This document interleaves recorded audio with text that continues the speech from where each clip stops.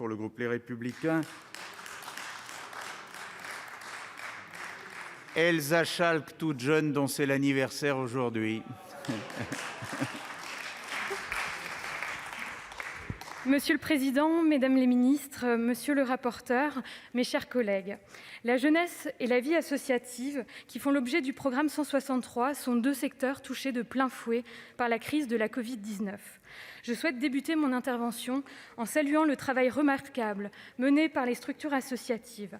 Sans elles, de très nombreux concitoyens se seraient retrouvés totalement démunis face à la crise et au confinement. Il me tient également à cœur de rendre hommage aux bénévoles de notre pays qui n'ont pas compté leur temps pour apporter aide et soutien. Enfin, je tiens à saluer les jeunes qui se sont fortement mobilisés pendant cette période, malgré les difficultés qui les touchent. Le ministre de l'Éducation nationale indiquait samedi dernier dans cet hémicycle que la jeunesse devait être la priorité des priorités. Force est de constater qu'il est difficile de retrouver la traduction budgétaire dans ce programme 163. Bien évidemment, les crédits du plan de relance sont à saluer, mais à y regarder de plus près, plus de 80% de l'effort pour la vie associative et la jeunesse sont consacrés au seul service civique et aux 100 000 missions supplémentaires annoncées. Le service civique est un très beau dispositif qui a fait ses preuves depuis sa création en 2010.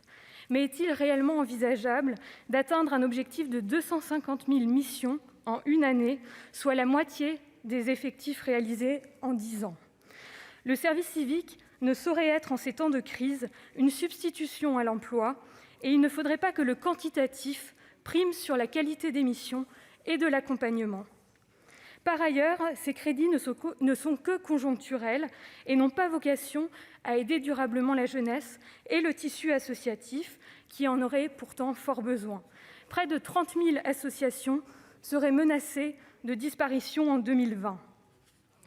Concernant les crédits spécifiques du programme 163, la hausse de 6% par rapport au budget 2020 s'explique, quant à elle, quasi exclusivement par la montée en puissance du service national universel, le fameux SNU.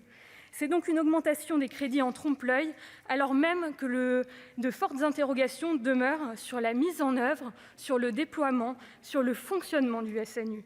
Son expérimentation n'a pas pu être menée à bien, la phase de cohésion n'a pu se tenir et le nombre de jeunes concernés reste particulièrement limité. À cela s'ajoute une mauvaise estimation du coût du SNU et une difficulté à percevoir sa coordination avec les autres politiques en faveur de l'engagement des jeunes. C'est pourtant un élément clé, au même titre que la formation des encadrants et l'implication du secteur associatif et des collectivités territoriales, peu associées jusqu'à présent.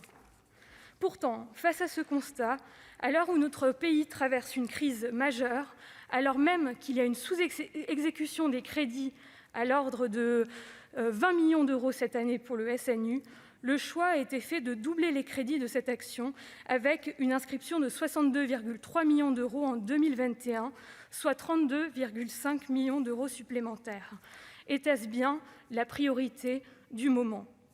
Ces crédits auraient pu être affectés à des actions prioritaires au regard des urgences du secteur associatif, confronté à l'annulation de leur événement, à la baisse du nombre de cotisations, ou encore aux urgences du tourisme social, avec une activité quasi nulle des colonies de vacances, ou encore à l'urgence que représente la détresse de notre jeunesse.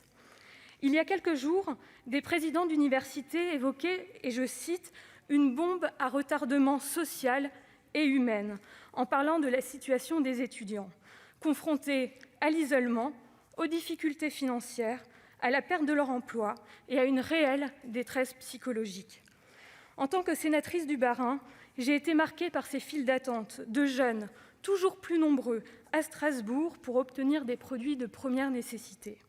Je tiens à ce titre à saluer ici l'élan de solidarité et les actions qui ont été initiées par les associations étudiantes, par les artisans, par les restaurateurs, par les représentants professionnels, par les collectivités territoriales et toutes les structures associatives qui se mobilisent en Alsace, comme partout en France, depuis des mois, pour leur venir en aide. C'est en ce sens que nous avons déposé des amendements pour pouvoir rediriger des crédits du SNU vers le tourisme social ou encore, par exemple, vers un fonds de soutien à la lutte contre la précarité des jeunes. Car là est la priorité du moment. Une priorité qui est tournée vers nos jeunes qui ont besoin de retrouver des perspectives, mais également des marques de confiance. Une priorité qui est tournée vers nos associations, dont nous savons à quel point elles contribuent à la solidarité, à la cohésion sociale et au lien social, si important en ces temps compliqués. Merci.